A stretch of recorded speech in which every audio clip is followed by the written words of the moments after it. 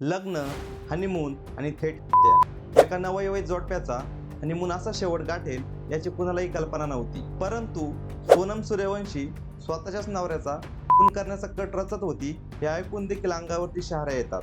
लग्नाच्या अवघ्या 9 दिवसानंतर राजा आणि सोनम मेघालयामध्ये हनीमूनसाठी रवाना झाले होते. तिकीट, हॉटेल आणि ट्रिपचं प्लॅनिंग सर्व काही सोनमच्याच हातामध्ये होतं. आणि आता पोलीस सांगताय की हत्येचा डाव हा त्याच दिवसापासून सुरू झाला होता.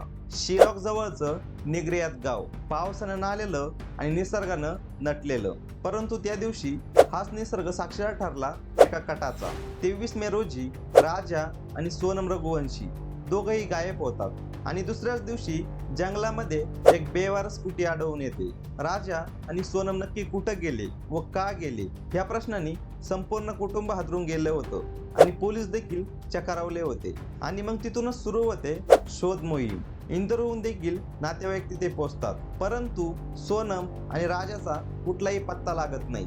त्याच वेळी माध्यमांमध्ये चर्चा सुरू होती की सोनमचं वागणं हे संशयास्पद वाटतंय.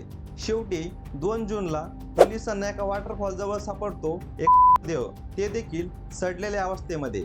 डोक्यावरती जबर मार आणि एका खोल दरीमध्ये पडलेलं एक शरीर, परंतु टॅटूमुळे ओळख पटती. तो होता राजा रघुवंशी. आणि ह्या क्षणापासून ह्या प्रकरणाकडे म्हणून बघायला सुरुवात होते. राजाचा मृतदेह मिळाला होता, परंतु सोनम अजून देखील गायबच होती. हीच ती वेळ होती जिथं सर्वांना वाटायला लागतं की हा अपघात नव्हे तर हा आहे आणि या सूत्रधार आहे सोनम रघुवंशी.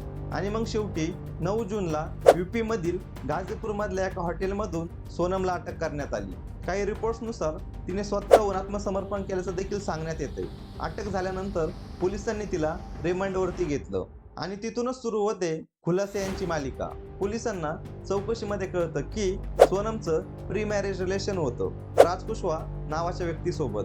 राजा रघुवंशी सोबत तिने घरच्यांच्या दबावामुळे लग्न केल्याचं तिने सांगितलं, परंतु तिचं जुनं प्रेम अजून देखील संपलेलं नव्हतं. त्यांच्या प्रेमात आडवा आलेला राजा रघुवंशीला संपवण्यासाठी तिने तिच्या जुन्या प्रियकरासोबतच मिळून बनवला होता हा त्याचा कट.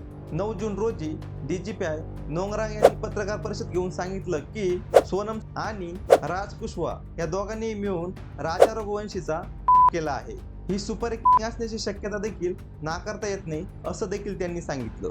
आणि मग त्यानंतर राजकुशवालाही पोलिसांनी अटक केली. हनीमून हत्याकांड. लग्नाचा मंगलाष्टक अचानकपणे मृत्यूचा शंकनात बनतो जेव्हा प्रियकर आणि प्रेयसी मिळून एका खुनाचा कट रचतात.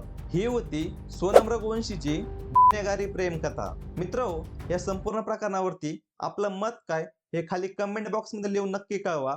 हा व्हिडिओ जर तुम्हाला आवडला असेल तर व्हिडिओला लाईक करा, शेअर करा व अशीच माहितीपूर्ण व सत्य व्हिडिओ बघण्यासाठी आपला यूट्यूब चॅनल महाराष्ट्र लाईव्हला नक्की सबस्क्राईब करा. पुन्हा भेटूया नवीन व्हिडिओसह. तोपर्यंत स्वतःची काळजी घेत राहा. जय महाराष्ट्र.